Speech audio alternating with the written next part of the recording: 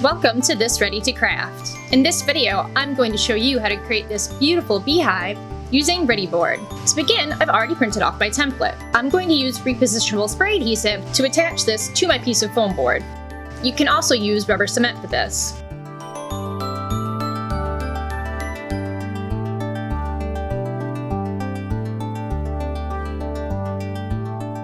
Whenever possible, I prefer to use my ruler as a guide to cutting the straight lines.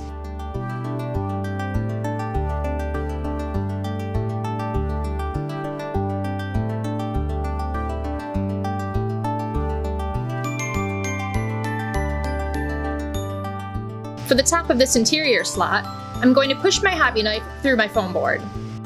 Make sure you keep your fingers well out of the way. Then, using my ruler again, I will cut the other two lines.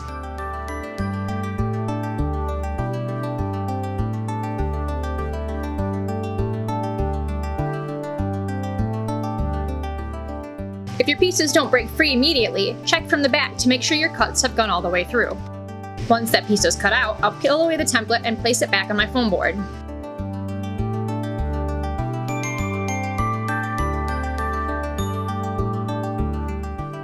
This time, we're going to cut the slot going in the opposite direction.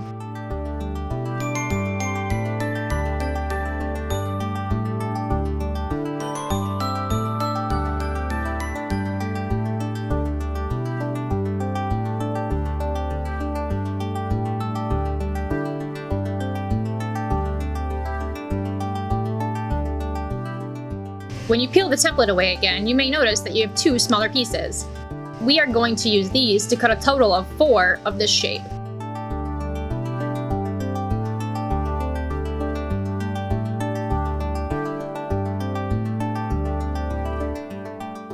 Now I'm going to create the circle that acts as our base. I'm going to begin by creating a 7 by 7 inch square.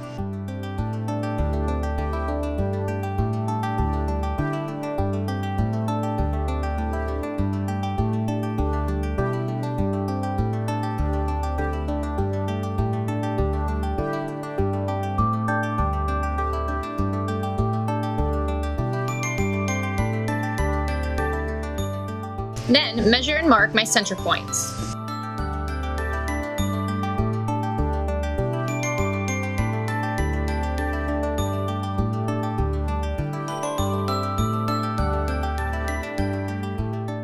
Use lines to connect those measurements to give us the exact center of the circle. Using this center point, we can measure and mark the edges of our circle. My ruler happens to have an option where 0 is at the center. This means all I have to do is measure out 3.5 inches from each side of the point.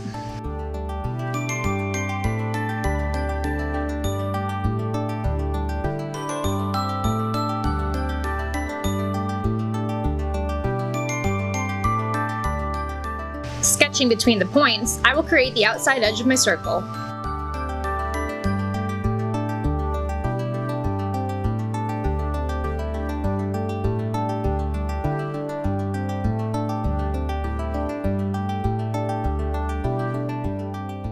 Finally, cut it out.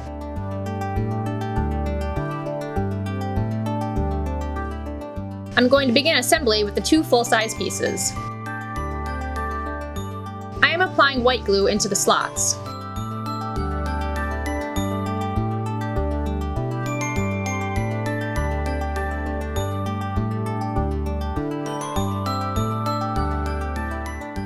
Then, carefully slide the 2 pieces together.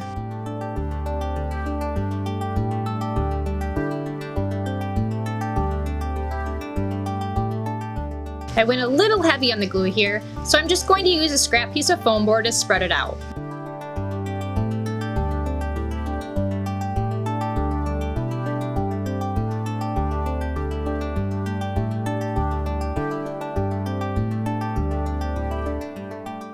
And to make sure things stay in place while they dry, I'm going to use a few straight pins.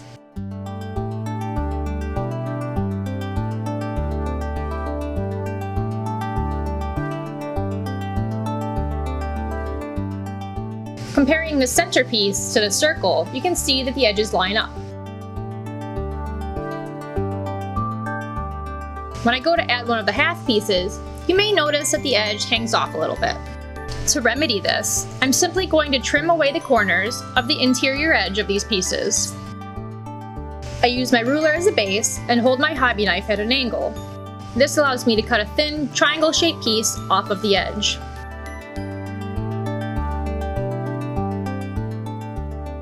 Flip the piece over and repeat on the other side. Now the inside edge fits snugly into the corner.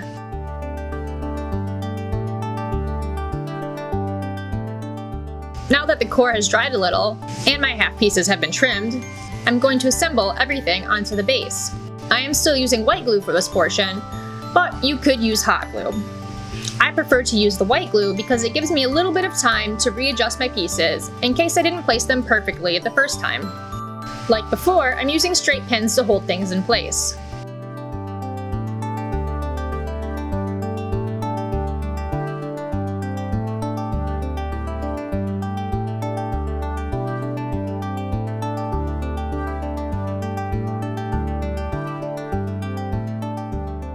Install all the half pieces and allow the project to dry.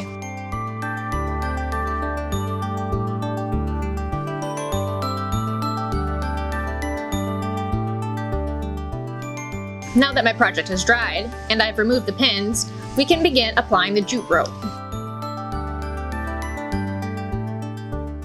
Don't forget your scissors. I'm using 1/4-inch jute rope. The roll I purchased was 75 yards and I used all of it. I'm going to begin by covering this foam board edge.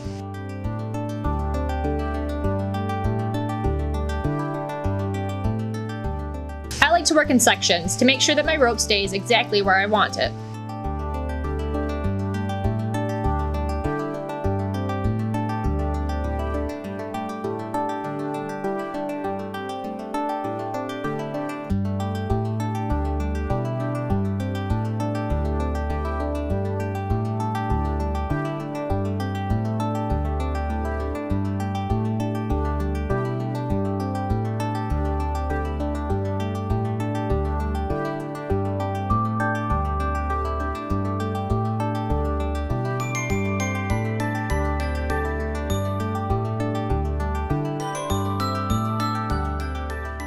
Before I continue to wrap around the outside of my project, I'm going to cut myself a little piece of working rope. We're going to need this after we complete our first wraparound.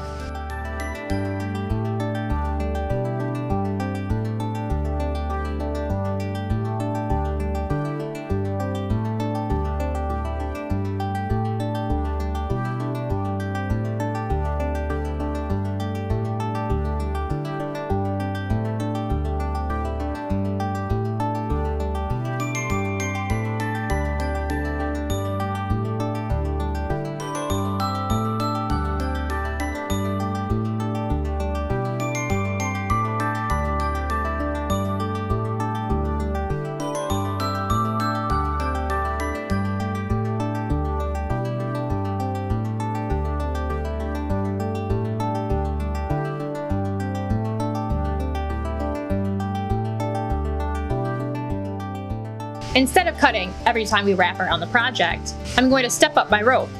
This is going to let me work in one long strand. However, this leaves a little gap. This is where that piece that we cut off earlier comes in handy.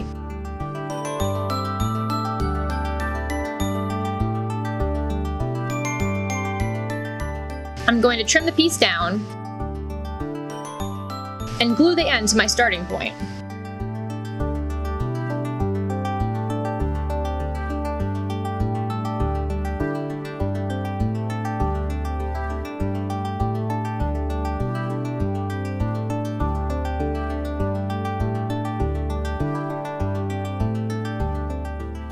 You're going to want to be patient and allow the glue to set completely before moving on. Once the glue is completely set, I'm going to untwist the rope a little bit. This gives me a frayed end.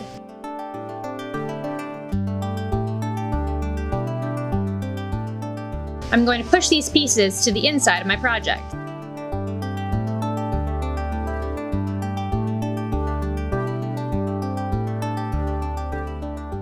This allows me to apply the glue to the inside, and our little frayed piece covers up our gap.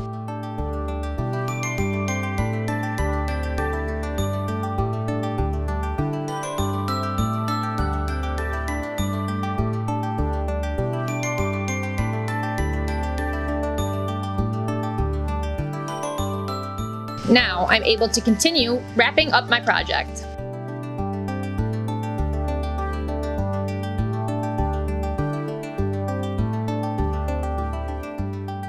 As you get to the points where the gap between the foam board supports is wider, you're going to want to use more glue.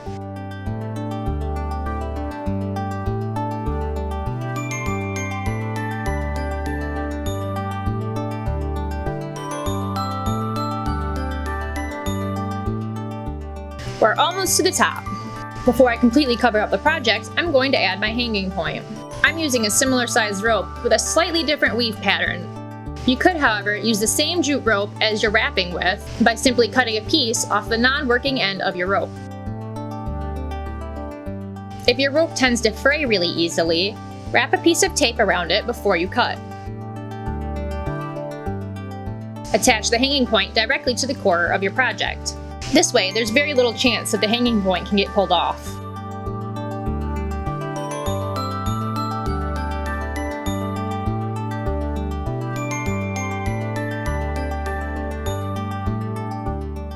Now that the handle is attached, you can keep on wrapping.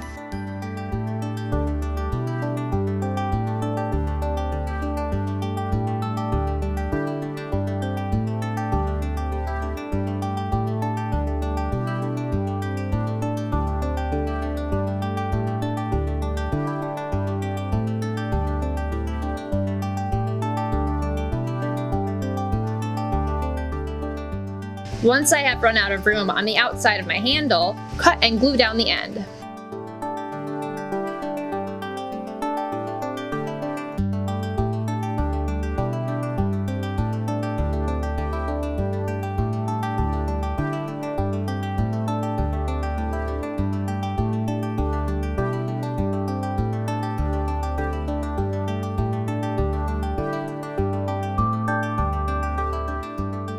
You may need to create a little piece of rope for this center area.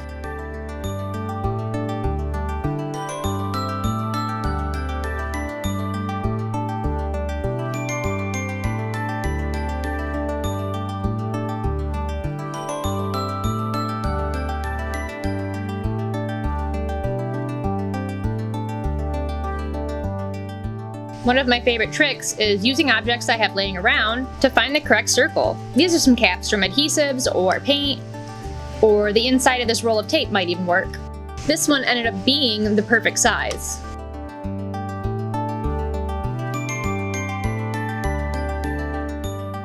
I'll place it where I think it looks best, and then mark the outside with a marker.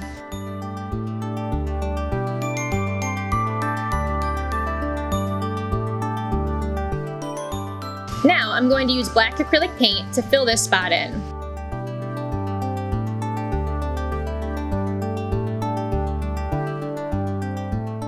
You're going to really want to work the paint into the rope to make sure all of the rope color is covered. And this is what's going to help give the illusion that this is a hole. The rope really likes to hold on to the moisture, so make sure that your paint is completely dry before you move on to the next step.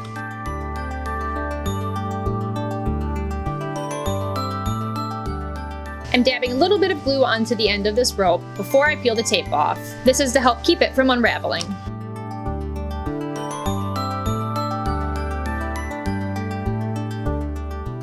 Measure how much rope you need to cover up the edge of your circle.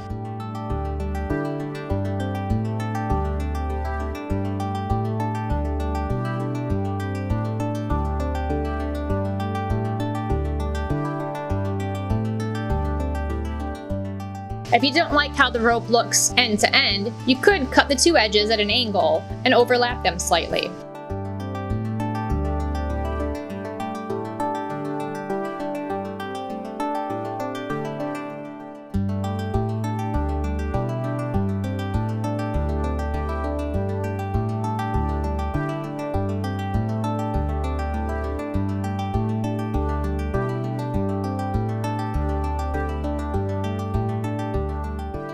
If you want to display your beehive by hanging, you're going to want to cover the foam board bottom. Unlike the sides, I'm going to cut the beginning end of this rope at an angle.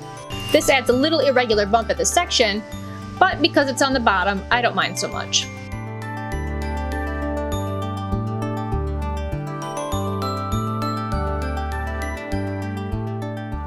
Now that the bottom is covered, I'm going to use any leftover rope to add decorative elements. There's no right or wrong way to do this part. Simply play around and see what looks good to you.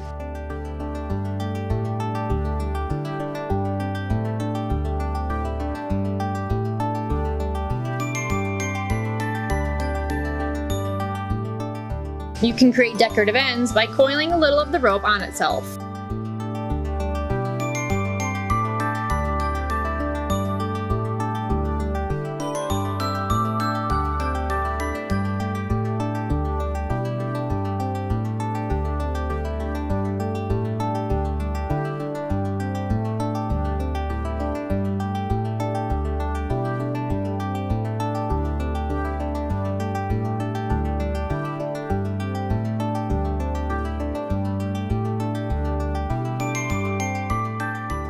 Try adding bows or some faux floral elements.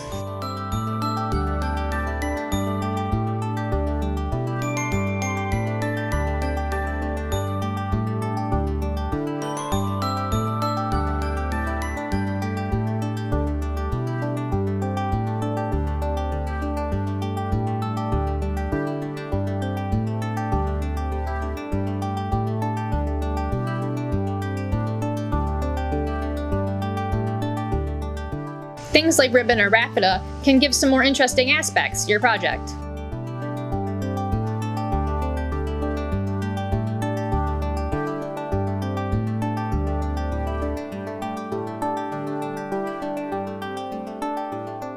We believe that this project is the bee's knees. If you try this craft out, we'd love to see it. Our social media links can be found in the description. Don't forget to like and subscribe. If there's a foam board craft that you would like to see a ready to craft of, let us know in the comments.